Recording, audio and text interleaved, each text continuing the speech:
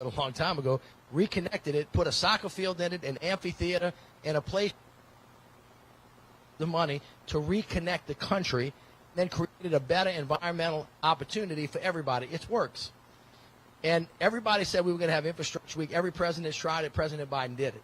Put his money where his mouth is. We're going to make this happen. There's no important part of this bill than clean air, clean water. $60 billion. On top of all, to make sure that plants are not spewing toxic chemicals for the people that live next to them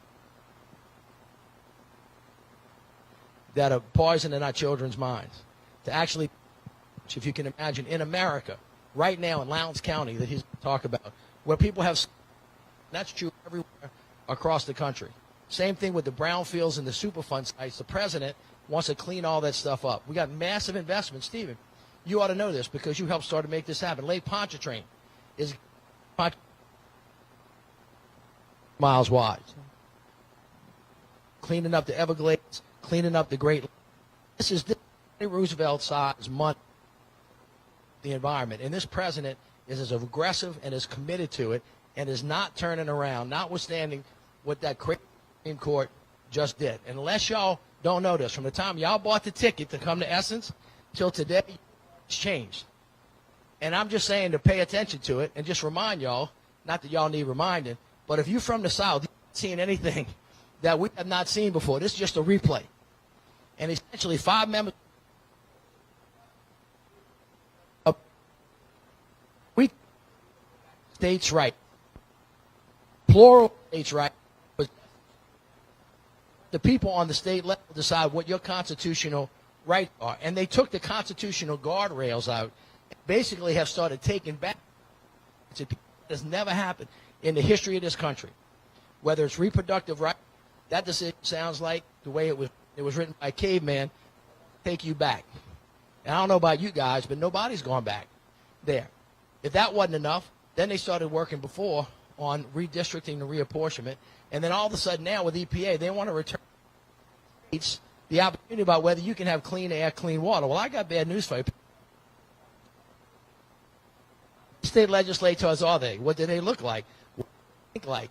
What are the rules that they're going to do to regulate? So some people, you know, depending on what rights you have, it's a lottery on where you were born. That's what we have going on in the country right now. And this president is going to stand, make sure that this country goes forward and not backwards. And that's what this young man, leave you because I got to go catch a plane. But on behalf of this president of the United States, who told you that diversity was a strength, not a weakness, was the result of you seeing the first African-American sworn in yesterday as the first African-American Supreme Court justice in the history of the country. And then tomorrow, that's right, amen on that. And tomorrow, the vice president of the United States is, you know who she is. And then today, he and I were running around with Shalonda Young, who is the head of the Office of Management and Budget. Let me explain this to you real quick. Management, she tells everybody what to do. Budget, she got money. She's the boss of the whole federal government. Absolutely. And she's from New Orleans. She's from Baton Rouge. She heard me if I was from New Orleans, but she's from the Baton Rouge area. Susan C. Young, Marsha Fudge, the President of the United States said, I could not have gotten elected without black women in this country. And he said, I will never forget it. He said it straight up, and he means it. And he has put all of some of the most important levers that make this government work. And at the end of the day, this is about the health and safety and welfare. Nobody who's more protected of that here. So help me welcome Administrator Michael Regan for the EPA. No, I wasn't supposed to introduce bring him but I up was in on one the roll. second. But thank you, Mitch Landry. Thank you so much for being here. Let's give him another round of applause. She catches his flight. So a little bit of housekeeping. First, we would not be here if it was not for the tremendous generosity and support of our partners. And so I want to recognize our partner organizations who are helping put on this event today. So the Environmental Defense Fund, the Union for Concerned Scientists. Yes, give them a round of applause. NRDC, We Act for Environmental Justice, and the Climate Action Campaign. Please give them a round of applause. And we want you all to connect with those folks who are here today as we continue to work together to make progress on all these amazing issues.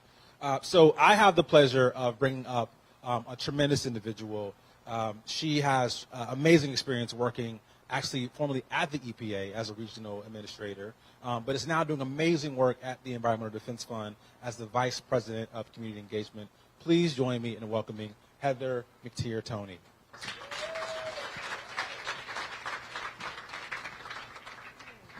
Thank you. And how does everybody feel today? Aren't we excited to be back at Essence? I don't know about you, but I am beyond ecstatic to be here with you this evening and to have a very important conversation. The fact that we're actually having this conversation in a place that has not only been devastated by environmental justice and climate issues, but now is on the forefront of that thanks to this administration and to the hard work of the young man that I am about to bring on stage with me now. Administrator Michael Regan is our administrator for the United States Environmental Protection Agency, and how fortunate we are to have someone who not only is from the part of the country that has experienced so much of the environmental devastation on the front lines, but comes with a heart and a mind for people. And I think all of us can agree right now today that more than ever it is so important for us to be aligned on what matters to people and how we're able to come together, collectively understand and co-create these solutions together. Certainly that's what I'm able to do. Without further ado, I'm going to bring up my good friend, Administrator Michael Regan, so we can have a great conversation and talk about this. How are you doing?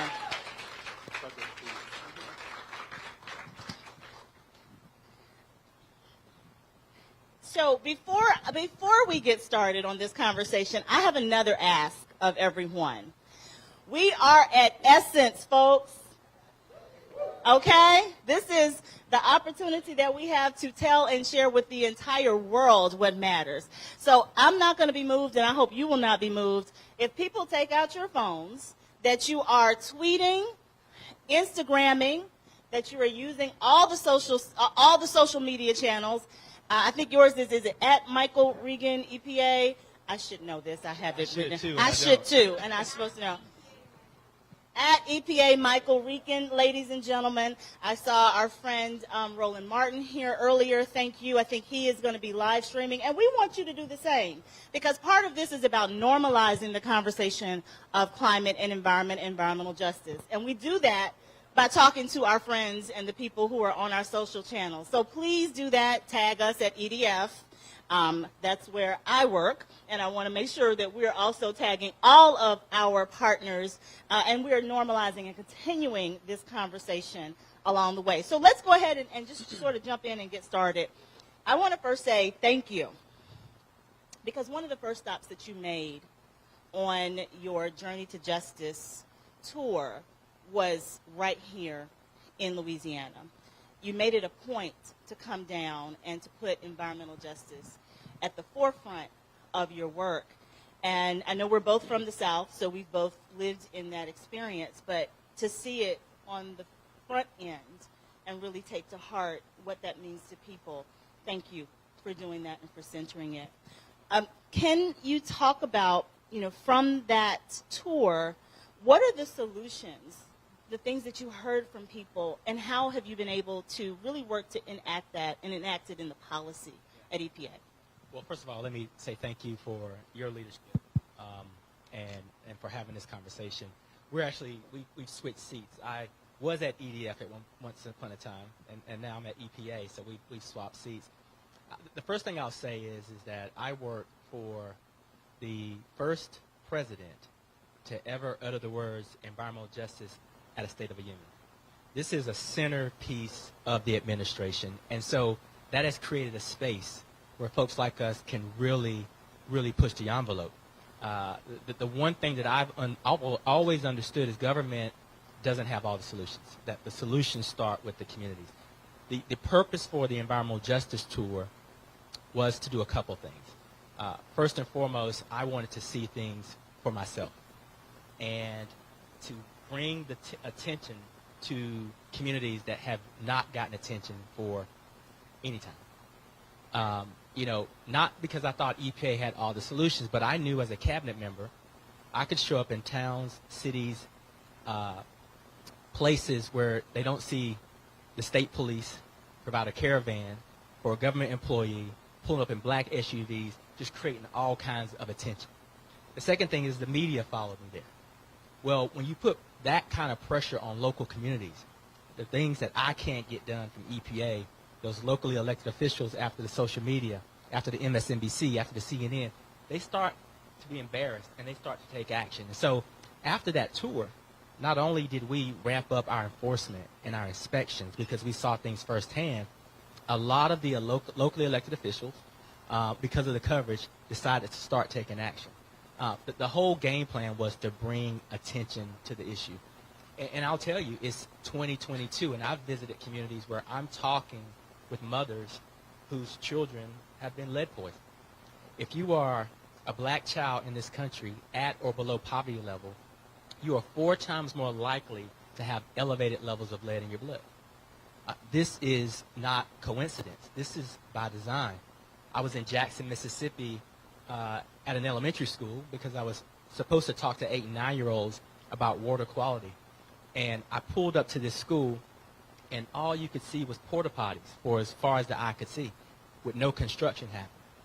Those porta potties are what the students were using because they didn't have good water pressure. This is in the middle of a pandemic. These are our children. And so my goal has been to use our voice, our bully pulpit, to bring attention, whether EPA can solve the problem or not. Bring attention to these issues because these issues are very real. Last thing I'll say was I was in Lowndes County, Alabama. 30% of the population in Lowndes County, Alabama has hookworm. 60% of the people in the community don't have good sewage connection. The kids play in the same yards that raw waste is spewing in those yards. This is happening in 2022 because government has failed so many people. So the passion is there, the need is there, and the will is there. And now, thanks to the president's leadership and our wrap, because of that $1.3 trillion that Mitch just mentioned, there's a significant portion of those resources that can go to solve these problems. We just have to make sure that the right people get those resources.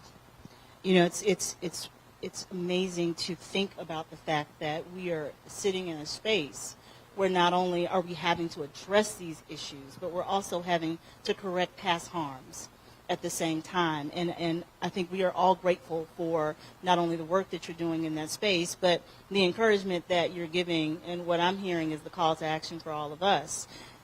That wasn't made easier this past week. That wasn't made easier with the decisions that have come down.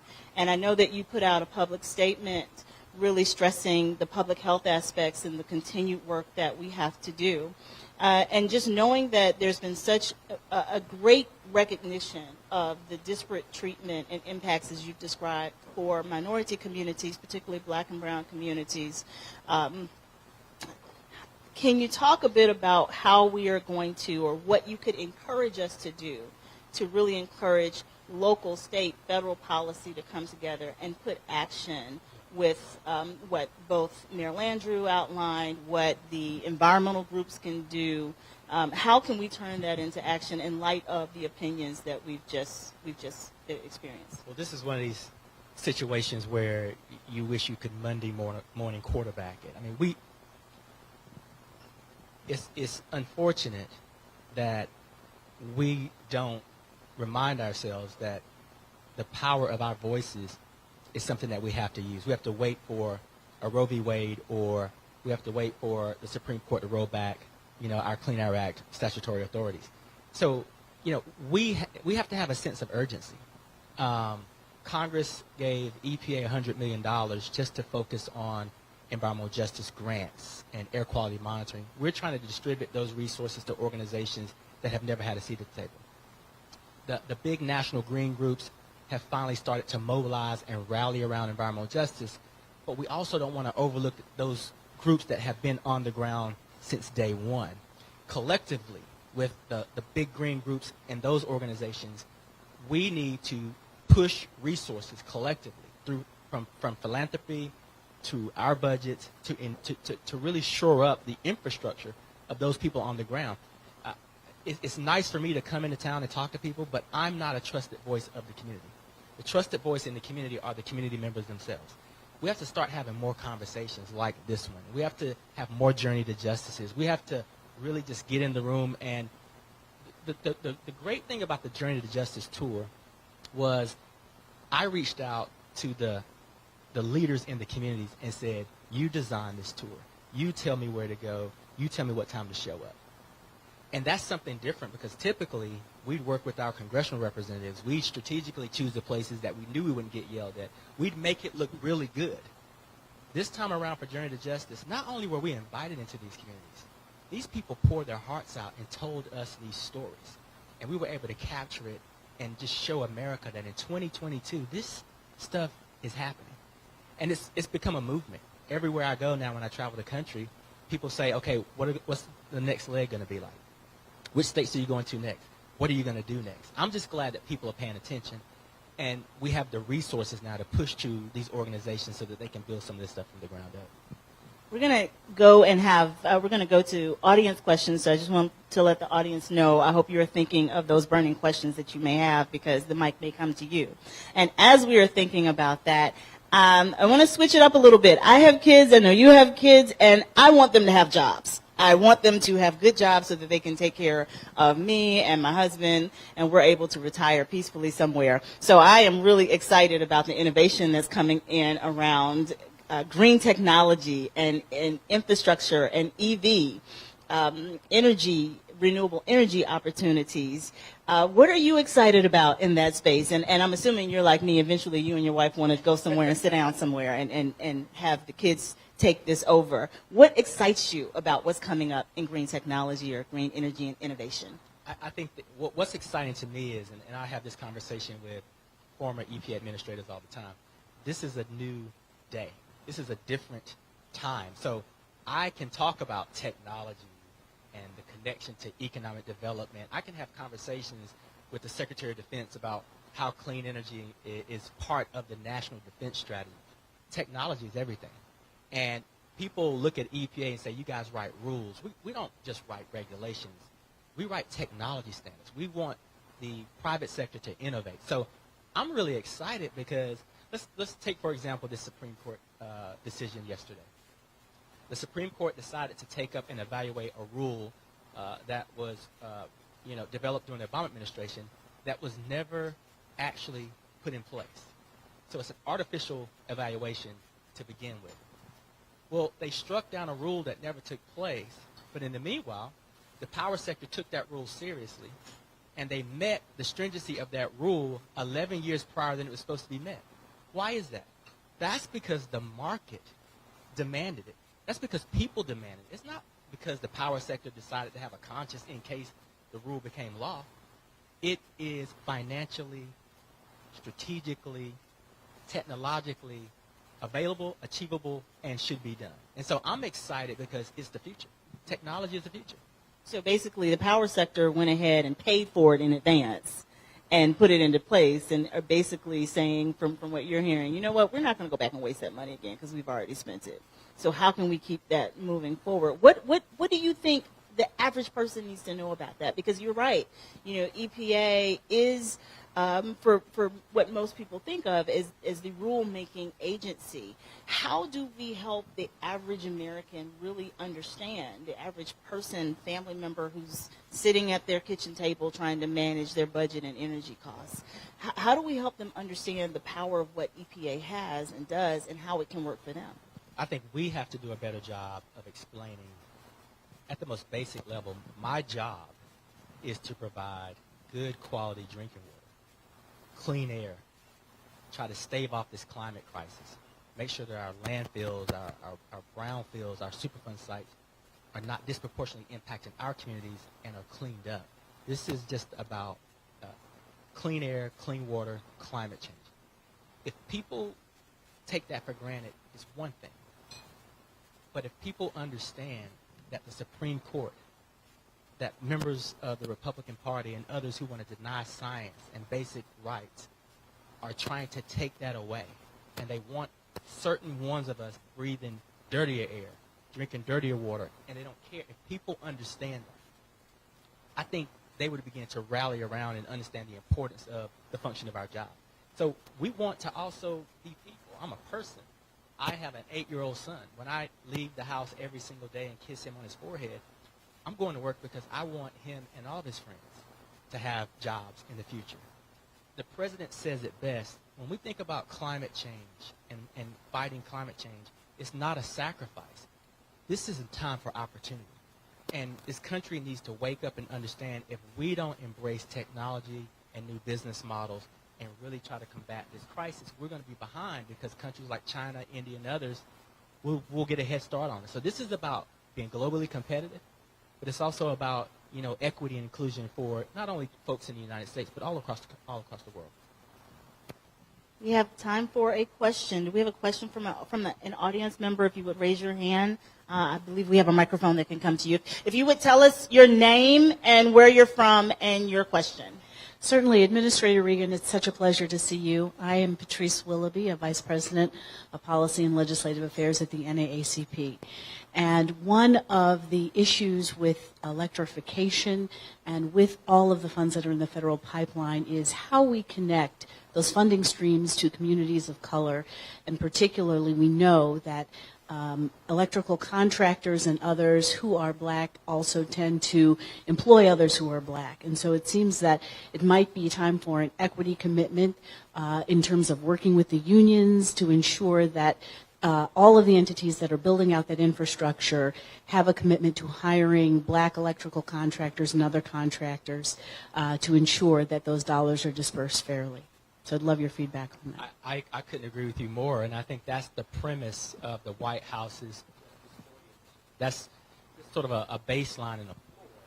But the conversations that I've been having with all the other cabinet secretaries is how are we going to hold ourselves accountable? And we know that we have to have metrics. We have to be able to measure our successes. So, Susan Rice, the head of the Domestic Policy Council, is holding all of us accountable, which is why we're having to design these equity plans, these strategic plans that make these commitments. I can tell you, hey, the premise of Justice 40 is 40% of that $1.3 trillion is to go in and stay in disadvantaged communities. When you look at the $60 billion that EPA has, I can tell you $5 billion of those resources are cleaning up our brownfields and Superfund sites. The White House says 40% of that should go into stay-in communities.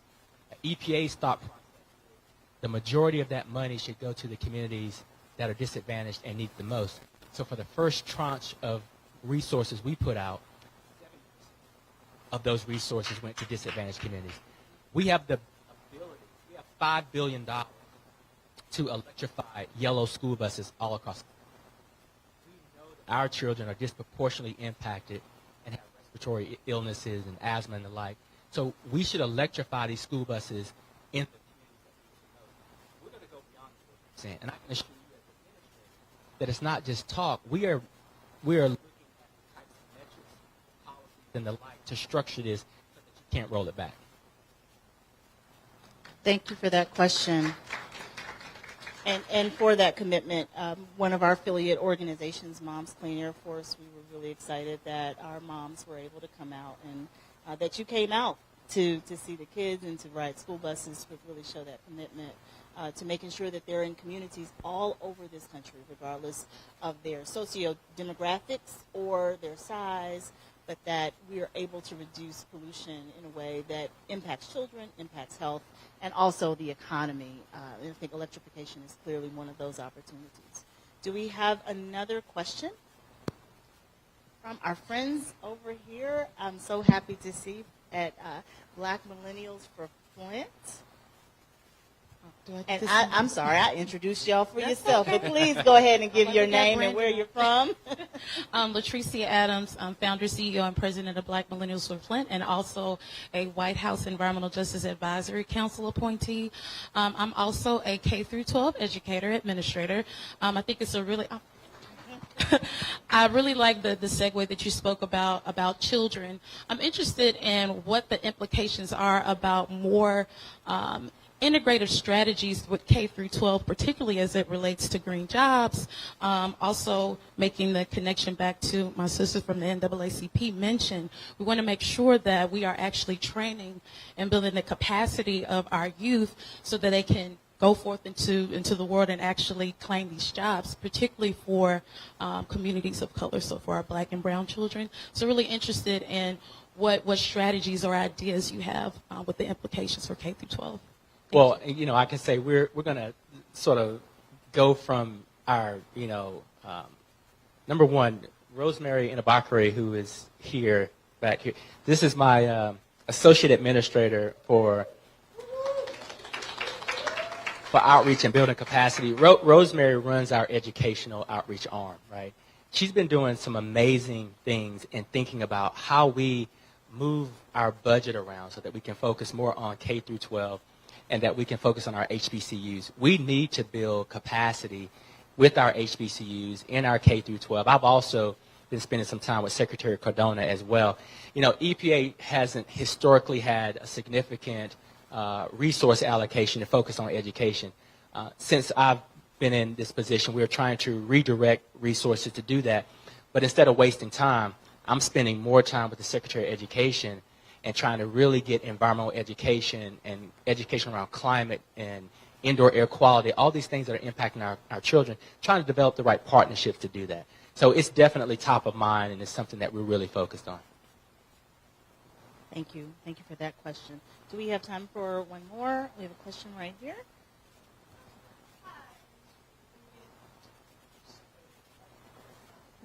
Thank you. Good afternoon, Dr. Shelley Francis. I am with EV Noir. We are the only black consulting company working on e-mobility, electric, connected, shared, and autonomous mobility solutions. And thank you for speaking at our National E-Mobility Diversity, Equity, Inclusion Conference, and we want to have you back.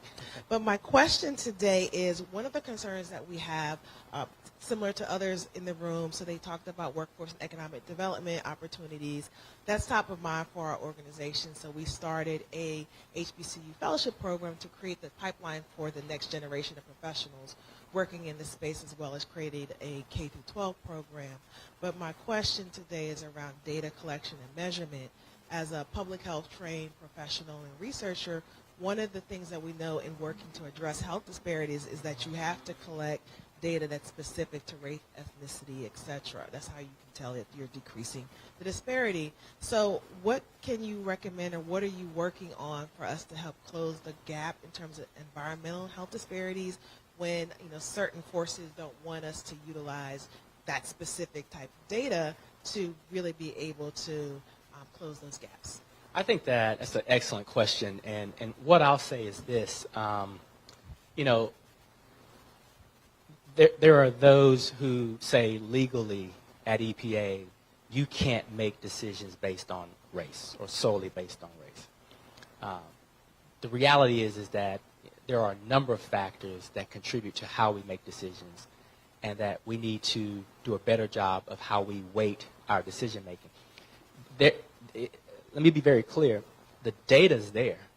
Our Office of Research and Development and the office that manages science and scientific integrity, we have that information at a very granular level, whether it's water pollution or air pollution.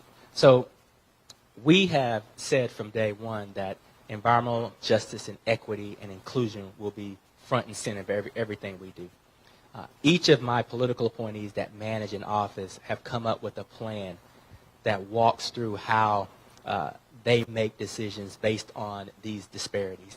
And it's starting to actually show influence in our policies and our regulations. So I believe that we can do a better job having partnerships with organizations that some might say are non-traditional to fact check or be sure that we have the right data.